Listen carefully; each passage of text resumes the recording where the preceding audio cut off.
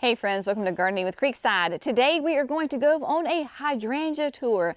Yes, that is right. The hydrangeas have started to bloom here in North Carolina, a zone 8A for us. And so, I mean, who doesn't love a good hydrangea? So I thought we would go hunting for hydrangeas that are currently flowering. They're not all blooming yet, so we're going to find those that are some of the earliest bloomers, and then I'm just going to kind of give you an overview. You'll get to see them. If you're in the market for a hydrangea, then hopefully this will give you some ideas, possibly that will be good ones for you. And yeah, so we're just going to have a fun time hunting for hydrangeas.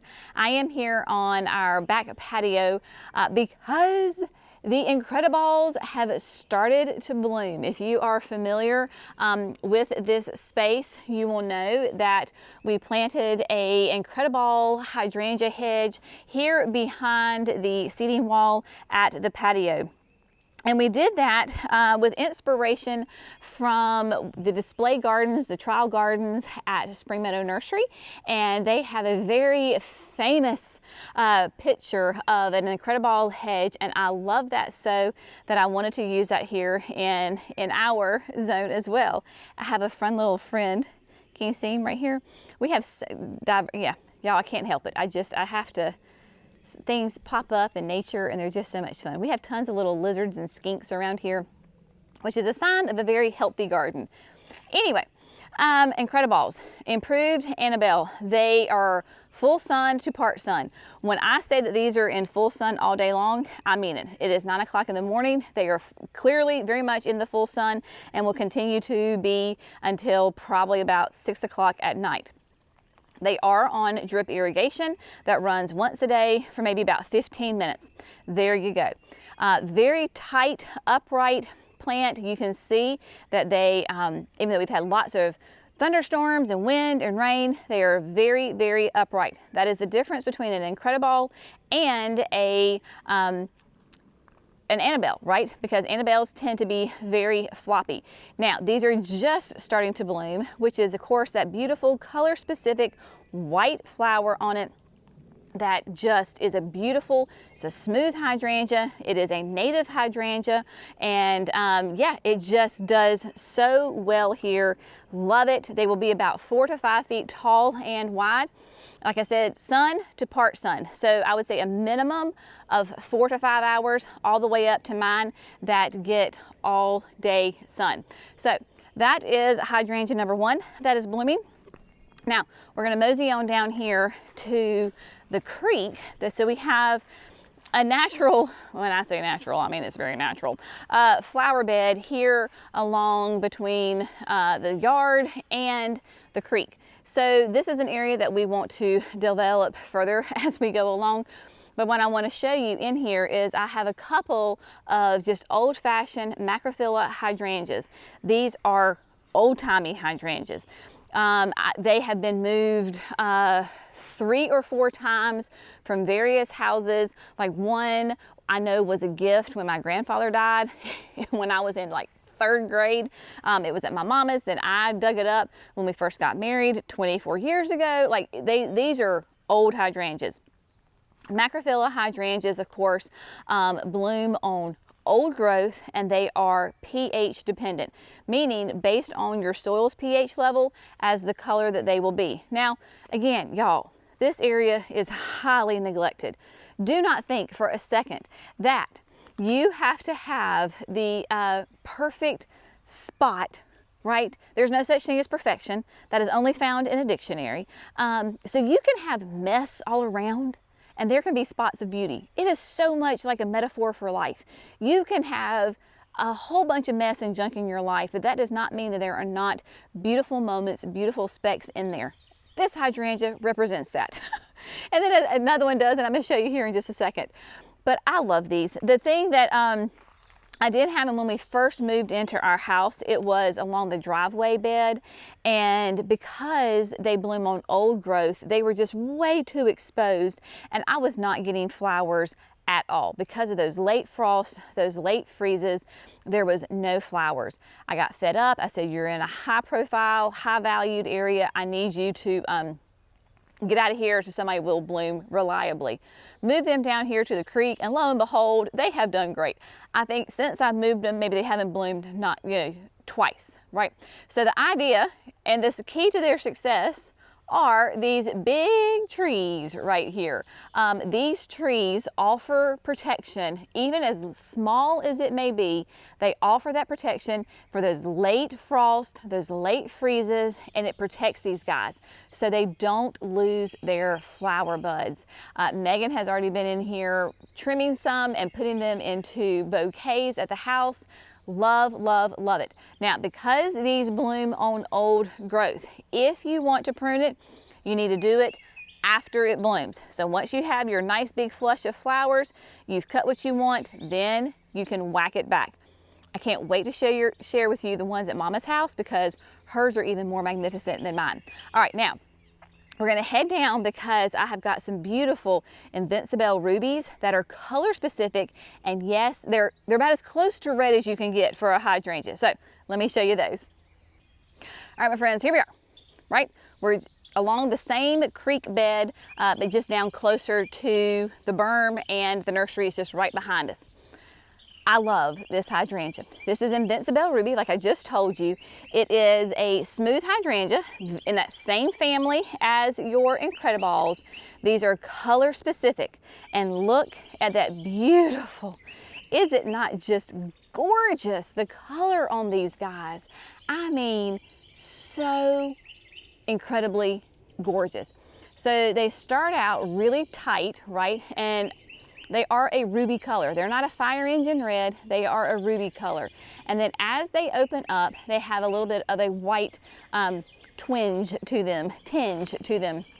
Like these are a little bit more mature right here, and just beautiful, absolutely gorgeous. Now, as a word to the wise from the experience of, right, I share my experience with you, because these are rated as sun to part sun, and they're very tolerant. I don't remember the exact zones. You can look it up if you're curious, Invincibelle Ruby. But I had them at the Gatsby Gal flower bed. We're gonna walk and talk. I had them at the Gatsby Gal bed near the forest pansy, which is full, hot, all day sun. And they fried. I mean, even though they were on drip irrigation, they absolutely burned up and were not happy. So for me in North Carolina, a zone 8A with our heat, humidity, they cannot handle all day sun, afternoon sun. They will fry to a crisp. What they do want is that part sun to sun conditions. So that means 5 hours of sun. These get beautiful 5 hours of morning sun. That gives them enough energy to give them their flowers, and they're gorgeous. Then though, in the afternoon, starting around probably maybe like around 1 in the afternoon, then they start to go in the shade, and they are in the complete shade all afternoon. They are not on irrigation. If they were on irrigation, they would be even happier. However, they are not. And so that is my tip for you if you are in the heat and the humidity with your Invincibelles, that they do need a break. That's what's so miraculous for me about the Incrediballs, is that they can do all day sun and they still bloom and they do not fry. However, they're on irrigation.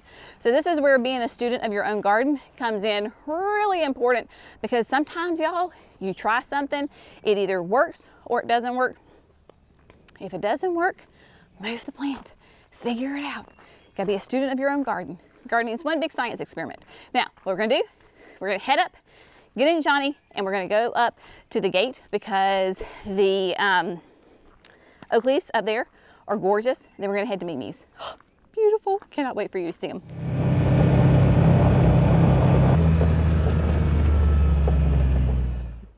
All right, so we're at the entrance to the house and the nursery. Ruby slippers, my friend. Ruby slippers, Oakleaf hydrangeas. These have been in the ground. They're going into their second summer, and y'all, do they not just glow? Like absolutely, positively glow. These are an Oakleaf hydrangea. You can simply look at the leaf and know that they are, because their leaves look like an oak leaf. Ruby slippers is, I I think one of Mama's is blooming. We'll show it to you in a little bit. Hers, of course, is much more mature and massive. If mine get half the size as hers, then we will be doing a great job. But these are basically in the shade all day until the late afternoon, and they get full hot sun. But they do not seem to care. Even last year, they did really well. They did not burn. They were growing and happy, and you can see a perspective of like how big these flowers are. Just huge petals on them, nice big size to them, and then of course just that gorgeous foliage, nice and dark. This is where feeding your hydrangeas really works, one time a year with that rose tone. Now what ruby slippers will do is, of course, they start out a beautiful creamy white. These are color specific. They're not going to change colors, and then as its name, they will take on a pink hue to them. And then your Oakleaf hydrangeas, they have gorgeous fall foliage. They will turn a beautiful burgundy red, just stunning. Love these ruby slippers. Could not be more happy with how they are doing. And doesn't Bashful Betty look so sweet sitting right there? So stinking cute. Now, on the other side of the fence, we have Annabelles. We were talking about the Incrediballs and how they're very strong and sturdy, an improved version of an Annabelle. Well, these are the classic Annabelles. And y'all, they've been here for quite a while. I mean, they're an older plant. Look at the size of these blooms. Now, my Incrediballs will get there. Once they get some good maturity on them, they will get massive heads just like this. But my Annabelles here, I just let them go, right? They're naturalizing, they're spreading, they're beautiful, they do great. There is irrigation in this bed and it runs in the general direction of these guys. But once these blooms fully, like y'all, it's as big as my head. I'm telling you, they are huge, massive, but they will be very floppy. So if we get a big storm with lots of rain and high winds, when they're full of water, they will flop. So that is just the downside of an Annabelle, is that they can be historically have weak stems and they will flop. We have the Let's Dance Rhythmic Blue hydrangea that we just planted not too long ago. She looks like she might need a little bit of water. But she is a gorgeous, another type of macrophylla hydrangea. Then we have the Arebas right here, the Let's Dance Areba. Now yes, she's pink. I have a pink and I have a blue. I mean, go figure, y'all.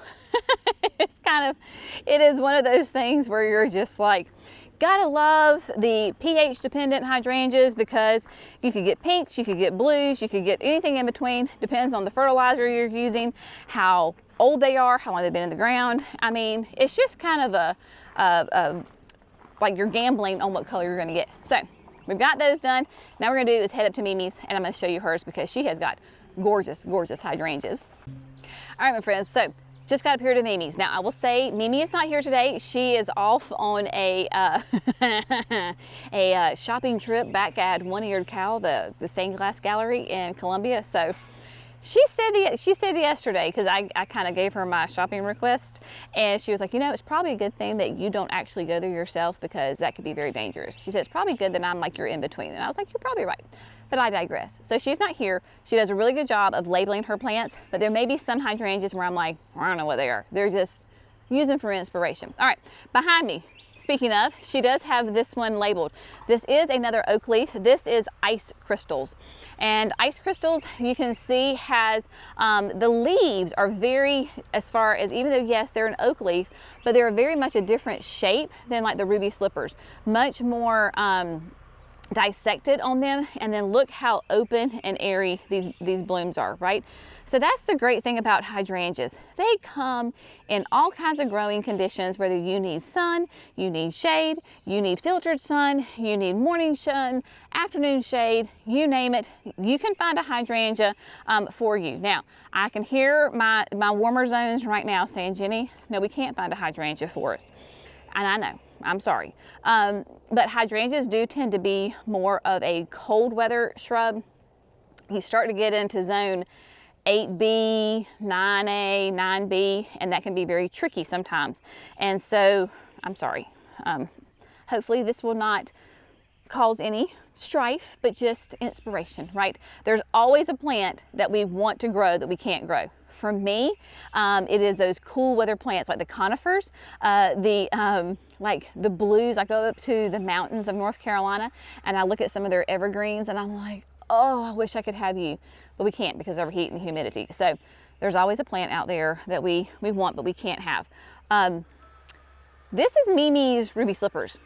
Remember me showing you the ruby slippers that were right there at the gate? Yeah, this is hers. So like I said, this is one plant, y'all. This is every bit of, I would say, 10 feet wide. Huge, massive, gorgeous, stunning, unbelievable. And honestly, y'all, looking at it, you can see that it's really wide on this side. But over here, I'm wondering if she has kind of like pruned this up so that we can keep our path right here. So it could have been wider. Now, keep in mind that Mama's garden is not on irrigation. She does not have one piece of automatic irrigation in her garden. All of her gardens are either watered by the good Lord himself or she hand waters them. Like things like this, the only time that she's going to hand water this is if it's under stress. If it is super hot and we are not getting any rain, then she'll come and like throw a 5-gallon bucket of water on it, right? But just insanely gorgeous. I mean, especially in this light right here, it looks like the Lord is just shining his approval on his creation. Just such a gorgeous plant. Now, coming on over, I digress just a little bit. This is not a hydrangea. Let me show you, and this is on the end of its cycle. This is her Confederate jasmine. Daddy built this gazebo. I'll never forget, he was building it. We came and we're like, Daddy, we're pregnant with Jackson. So this is about 15 years old. Jackson is 14, so this is about 15 years old, and it has 2 Confederate jasmines. There's one in the ground here and there's one here, and it has full coverage all over this gazebo. It is just now ending its bloom cycle, but just a heavy fragrance to it. Gorgeous. So I missed it when it was in all of its glory, but of course she keeps it trimmed up so that you can go under there. It is a great place to go and sit in the heat of the summer. Yeah, love that. Now here we go. She has got so many different hydrangeas, a ton of different oak leaves. I don't know the name of this one unless I can find it, but again, this is at this point, this is inspiration. So if you have that dry shade garden, make sure you're checking out your oak leaf hydrangeas. Look at those. Those will do great in your growing conditions. The serratas. So here we have I see a tag. So this is a beautiful serrata hydrangea. This is hilarious. Lady in red. Clearly not red. That's where these serratas are going to be pH dependent. This is also known as a lace cap. So serratas lace cap. So you can tell this is a lace cap because in the inside they're very light fuzzy flowers, and then on the outside you have those bigger petals. So lady in red, maybe when she's in more alkaline, she's a beautiful pinky red. Here she's a lovely blue. Lovely blue. Now over here she's got even more. So these are going to be macrophyllas hydrangeas. This is Klein's Majesty, and I love Mimi makes her own little tags, and so what she does is she puts the name, so you can see Klein's Mystery, and it was planted in 2015. Now I have a feeling that she has moved this plant because it looks like it's been newly moved, and it's kind of small for being planted since 2015. But that's Mimi is constantly moving things. So you've got going to be that beautiful, looks like it's going to be a macrophyllas hydrangea, and then back here, Merritt's Supreme. And look at Merritt's Supreme, has huge petals on it. Like look how big those flower petals are. Beautiful. Obviously underneath these pine trees we have very much acidic soil. This is a Midnight Duchess. Midnight Duchess. Reminds me kind of my zebra hydrangea in the fact that it's got those black stems. Looks like it's going to have white flowers, except mine is a macrophylla, and this looks like more like it's going to be a serrata, that lace cap, right? So cool. There are so many. She's got oak leaves back here. This is definitely a great time to be in Mimi's garden. So I would say now through end of June, early July, because perfect timing for the signature experience, because you'll be up here. Our folks who are attending the signature experience will get a guided tour of this garden with Mimi herself. And so you'll get to see these hydrangeas in all of their glory and all of their beauty. This is what we call Franny's hydrangea. This is a cutting off of the hydrangea. My friend, my college roommate, Francesca, we called her Franny, gave us this hydrangea when we first moved into our house. So 24 years ago. And no, not 20, we've been married 20 years ago. And this is what it blooms like. I have since moved mine to the, beside the pond at the signature garden. Some people, it looks like maybe a Fuji waterfall, but we're really not sure exactly what kind it is. So there you go. She has got a beautiful dark leaf. This is the Eclipse. This was that new hydrangea, the Eclipse, which is that dark foliage, and then those beautiful, I'm pretty sure they're color specific red blooms on it. So there we go. And then look at these, y'all. Oh, she got these. I'm trying to find a tag. I see one. She learned about these from, oh shoot, what's the name of the nurse? There's a garden, I can't remember, it just went out of my brain. But this was like one of the #1 hydrangeas for your pollinators. This is Haas Halo, and it is an unbelievable hydrangea. Very unique in the fact of, look at those leaves, right? It is such a unique, gorgeous plant. The pollinators go nuts over this. All those little tiny flowers here in the middle, and this is a big bloom, right? So she has got 3 of these Haas Halos right here, and really lovely, right? Mixing in the ferns right there with it. Got all sorts of gorgeous things in there with her hydrangeas. Now, one of her classic oak leaves that has been here for a very long time, and she's had to kind of keep it limbed up a little bit. This is another great oak leaf hydrangea that gets massive. I don't know that there's a name on it. I don't know if this is Alice. I'm not sure who this is, but let's just first of all talk about the base. Look at the base of that plant. It is every bit of 3 feet wide, and she has pruned on it, but it is also every bit of 10 feet tall. 10 feet tall, I would say 12 to 15 feet wide, and huge, massive leaves on it. So you can see next to my hand, right, just that gorgeous, huge leaves, and then of course the flowers, right? Open, airy, stunning, just gorgeous. Now, what we're gonna do is head over really quick to the other side of the house because she has got, oh, more hydrangeas. Mimi's got them, I tell you. Okay, so remember me telling you about that Mimi has some gorgeous old-timey Macs? There you go. I'm sure there is a story behind these hydrangeas. I honestly, I'm sorry, Mama, I don't remember. I need her here to tell me about the story of these hydrangeas. But I will say that my parents built this house right before I was born. So they have been in this house for almost 47 years, right? And as long as I can remember, these hydrangeas have been here. So from my earliest memories, these hydrangeas have been here, and she has whacked on them, cut on them.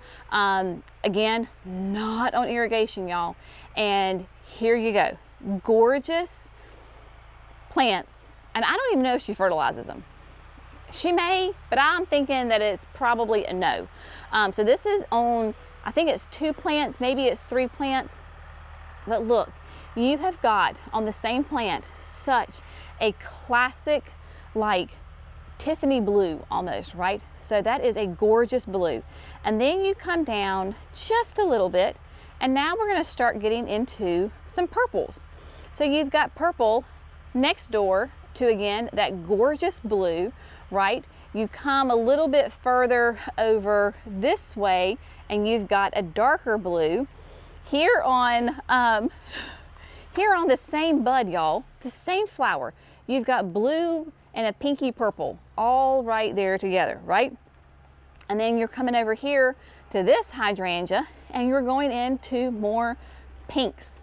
It is the craziest thing. This is what is so fun about these macrophylla hydrangeas, these pH dependent hydrangeas. They will do some wild and crazy stuff. I mean, look, you've got pink and blue right beside each other. It is insane. It is so much fun. And then coming down here, look at that. Just the color variation, beautiful soft pastels. And that is also the beautiful thing that I love about my mama as a gardener.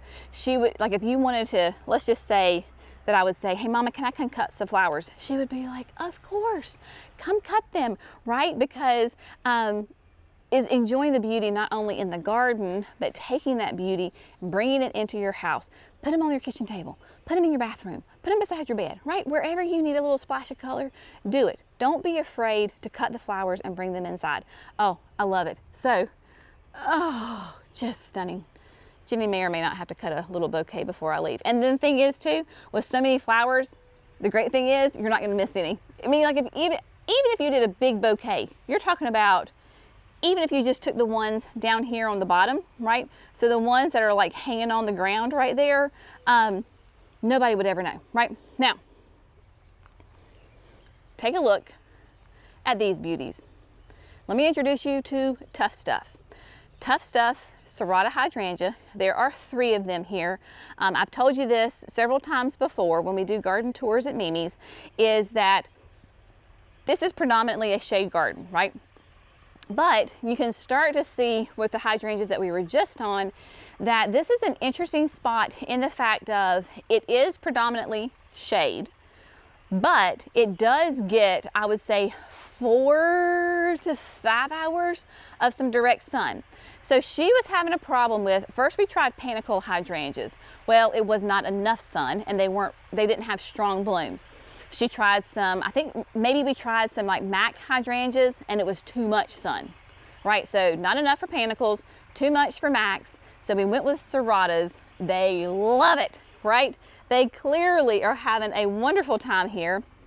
And these are, again, your pH dependent, and there are pollinators all over them. So we've got bumblebees, we've got honeybees, and again, on the same plant, you can go from a beautiful, beautiful purple and some blues, and then we transition into pinks, right? It's just crazy, crazy. Even on the same plant, then you've got a beautiful pink. We're transitioning, we've got a euchera in there, and then we go back into pinks and purples and blues and just insane.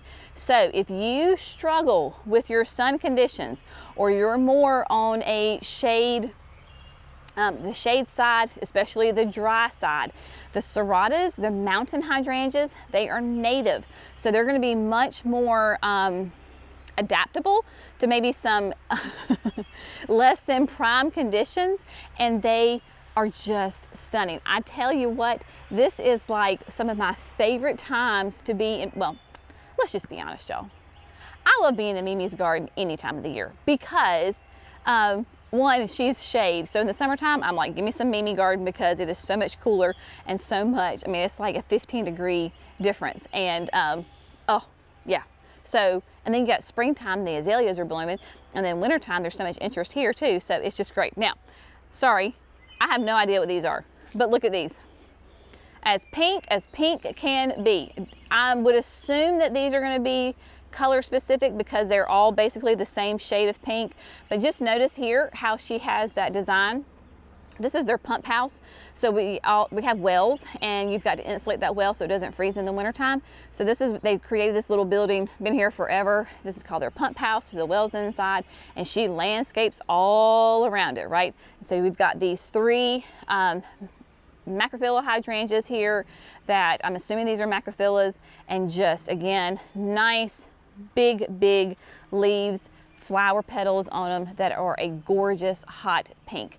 I don't see a label, so I can't tell you exactly what they are. And then I do know, last one, unless I find something else, but this is one of the endless summer hydrangeas that she has in a pot. So this was an old like kettle drum, so it's a metal drum, and so she uses it as a planter. Has that endless summer, I don't know exactly which one it is, hydrangea in there, and just a beautiful, nice, soft pink on that as well. So your hydrangeas, you can see how much smaller the leaf, the flower petals are on this compared to that one we were just looking at. So, and then you've got that beautiful color of your stems. So when you're looking at hydrangeas and you're maybe your garden definitely lends itself to having lots of hydrangeas, then don't ever be thinking, oh, well, I already have a hydrangea, I don't need another one. Honey, there is no such thing as too many hydrangeas in one's garden. So you're looking at what kind of color does it have, as far as what are the flower colors, what is the leaf structure like, what is the what do the stems look like? Are they a nice green? Do they blend in? Are they a darker color? Are they a red? Are they a black? Like, what color are the stems? What's its habit going to be? Is it more columnar and upright, or is it more short and wide? There's so many different ways that you can look at hydrangeas, and there are so many amazing ones out there that are just glorious. They all have their pluses and minuses, right?